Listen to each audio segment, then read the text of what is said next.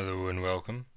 This is the missing panels of Batman White Knight 3. I skipped over them in the review because I did not want to lessen the emotional impact of the scenes, and I felt nothing was added to the review by spoiling them. I realise that all review videos, even ones that are as spoiler free as I can make them, if I'm showing you the panels, they're spoilers to an extent. However, if you were going to buy the book, at that point, you were going to buy it, and there was nothing added by me ruining those scenes, and it helped me shave some time off, because I am actually going to be able to make a whole video just about those sort of 2 and a bit pages. So a quick recap, you saw my, I analysed the whole Batmobile thing, told you my thoughts about that. I'd be interested to know what people think of that. Go check out the video if you've somehow come to this one first by mistake, but the idea of the Batmobile being an expression of the Batman that it belongs to. And then, at this point, we have Batman, Bruce Wayne, plodding into the infirmary in the Batcave. I guess it's an infirmary, isn't it? Patching himself up, and Alfred's there, still unconscious. That was Alfred's job, to patch him up before. Now he's having to patch himself up, and that is the kind of reminder of that, is in that little bit of affection there. I don't think it's a case of Bruce just views Alfred as a medic. Obviously, it's a case of that was their together time. Obviously, if somebody has helped you heal from an illness or an injury, it's a strong bond you build with that person, because there's nothing more intimate than your health. And so to have his mentor and father figure do that for him, and then he has to do it for himself, Alfred is no longer there, it would jog those memories and remind Bruce of how much he misses Alfred at this point in time. Then he succumbs to his injuries and collapses, and then there's the tragic irony, and as with all Batman, it's a Batman story. It's an epic tragedy. Batman squeezes Alfred's hand, it wakes Alfred up to see Bruce, and Alfred has not woken up through the whole course of the story. So were this any other dramatic situation, or even any other part in the story, it would be a very touching, lovely moment of, oh, you woke him up just with the touch of your hand, oh, how amazing. But unfortunately, this is a Batman story. And so Alfred wakes up just as Bruce is losing consciousness, and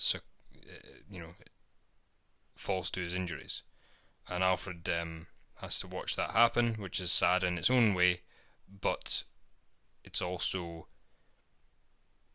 his sort of call to action. That's what he always was. He was always an army medic, or something to that effect. He was always Bruce's parent, or something to that effect.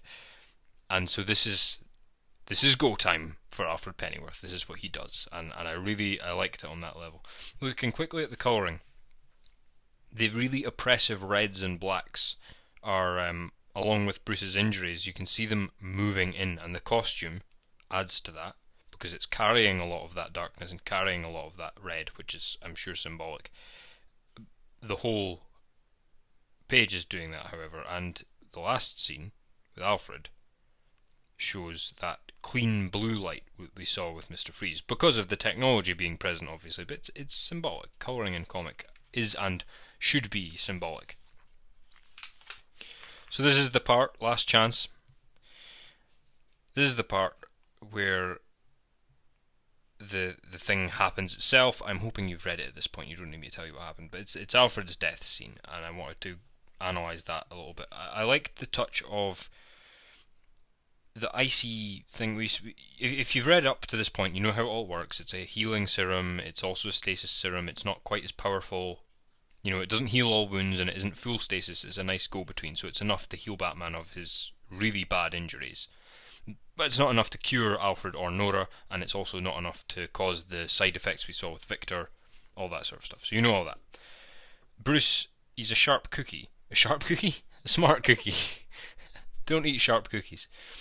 Bruce is a smart cookie, and he knows exactly what's happened upon seeing this. You can see that that's him kind of waking up, sure, but there's a sort of recoiling there, and then that look of, oh fuck, and he knows exactly what's happened. He doesn't need to look, but when he does, he's hit with the horror of what's happened, and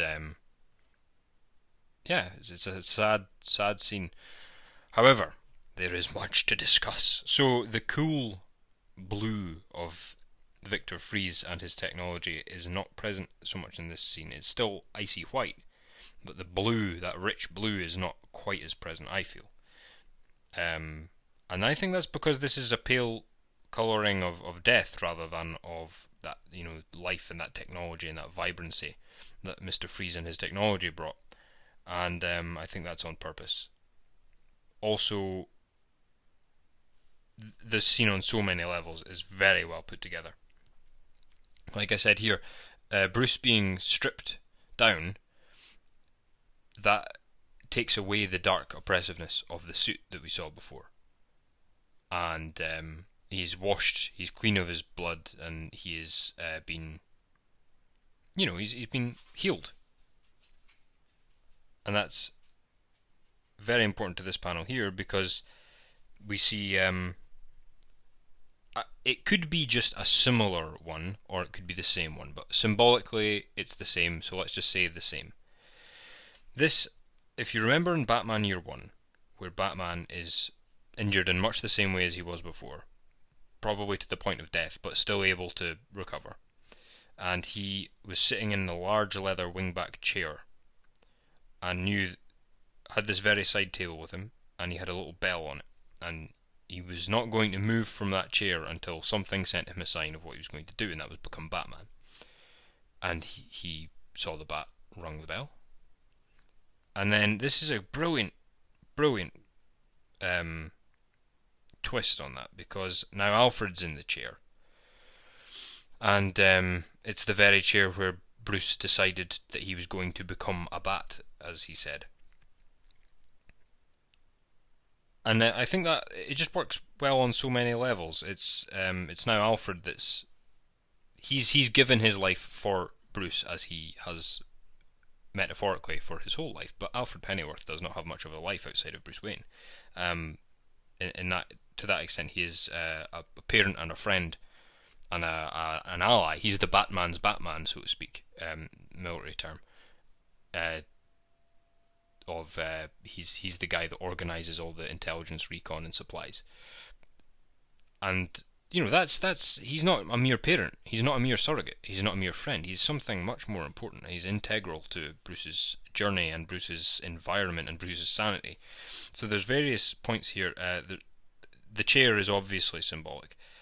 Where the bell should be, he rang the bell and Alfred would come, and that was a means of communication with Alfred.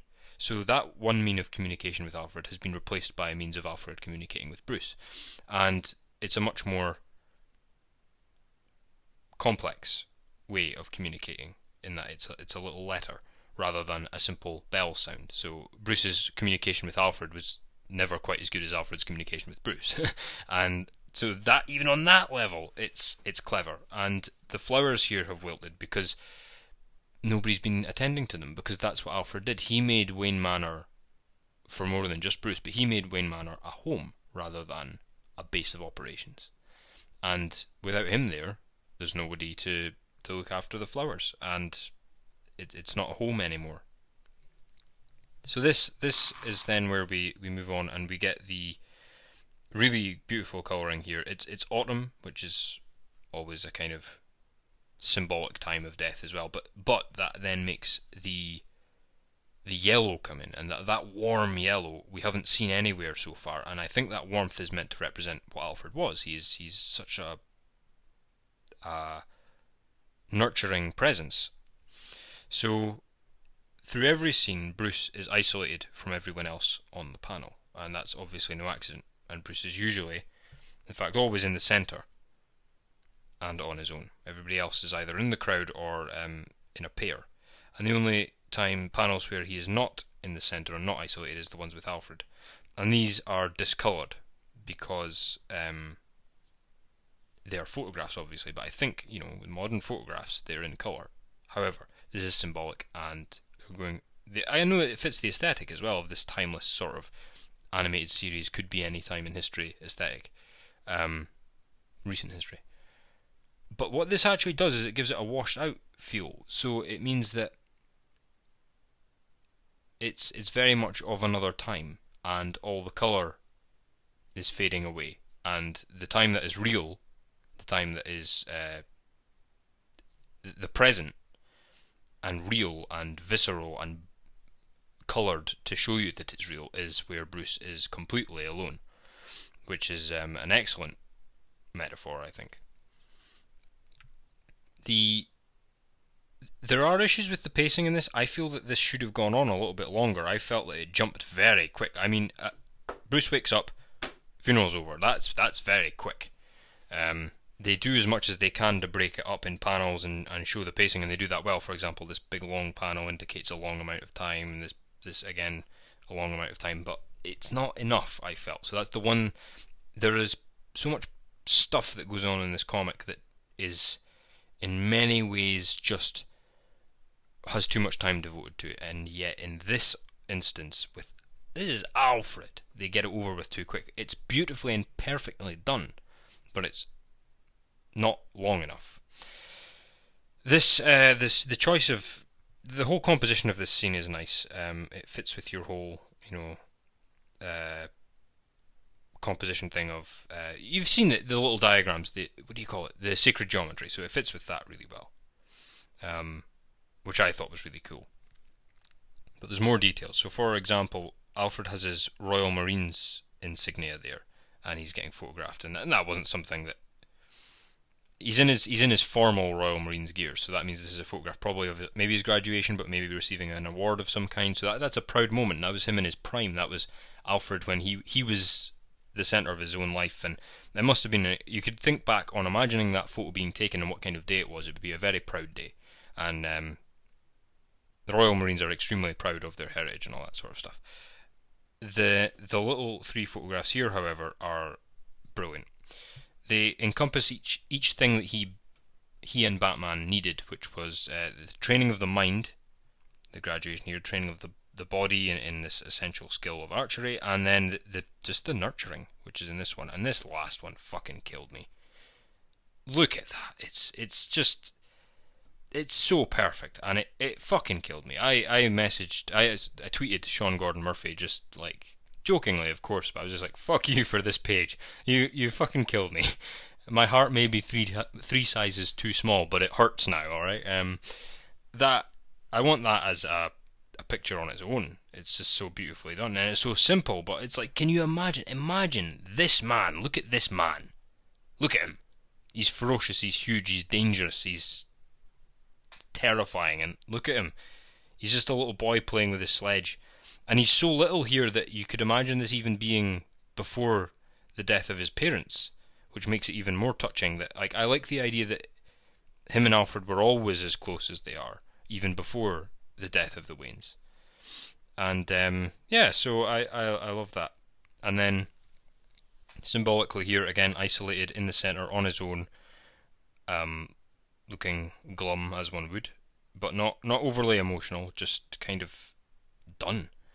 But he's not going back to the house, he's not going back to the cemetery, and he's not with anyone. And the caption is, "I ran away once." However, that's being spoken by Nightwing, but I think the mood of those words fits perfectly here.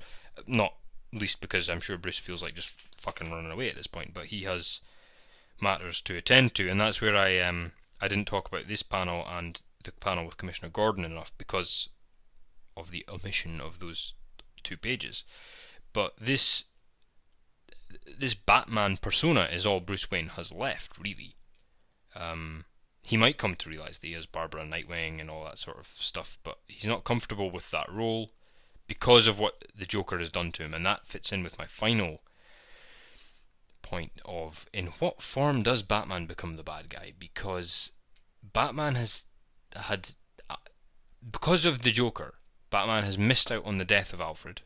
He's not been able to devote time looking after Alfred properly. He's going to be guilty for not having solved his medical crisis quick enough. And because of the Joker kidnapping and doing God knows what with Jason Todd, he's now not able to function as a mentor to Nightwing and Batgirl, as we learned in this scene in the courtyard. He's not a figure of... he's a figure of almost antagonism to those two, and that's not the way Batman was or ever should be. He was always quite a mentor figure. So that's why it impressed me, and I'm enjoying it, the fact that Bruce Wayne seemed to come back sharper, more focused, more Batman-like, and less violent with the death of Alfred, in that it almost reminded him who he is. It's a closed chapter in his life. He can compartmentalise that now. However, this was only issue 3. Issue 4 is yet to come. He may go fucking psycho. We do not know. Also, final word. I was talking to Trahan, I hope I'm saying that right, buddy, about Jason Todd, and he was saying, the Red Hood is out there somewhere. Now, I noticed that Duke Thomas has a Red Hood and uses guns, so I don't know whether they're making them the Red Hood, or that was an accident, or that was a joke, but there's that. I think that what's going to happen with Jason Todd is he has been brainwashed by the Joker, Jack Napier, whatever, and he is going to come forward as, all these sex scandals and things that have happened, these abuse scandals, these bullying scandals, they're not all sexual. He may come forward and reveal Bruce's identity and or come up with some bullshit story about how he was abused physically. Batman physically attacked him and made him into this little soldier, at which point the Joker tried to kill him, and now Jack Napier's trying to make amends, but what's the Batman doing? Batman doesn't even seem to care. It would be a public relations nightmare, and it would really turn the city against him. And I think they're trying to show at what point does Batman lose his shit with people? At what point has he had enough? So, I've actually made this review almost as long as the proper review, talking about 2 fucking pages, but there you go. Hope you enjoyed it, and I will catch you guys later. Thank you, and bye-bye.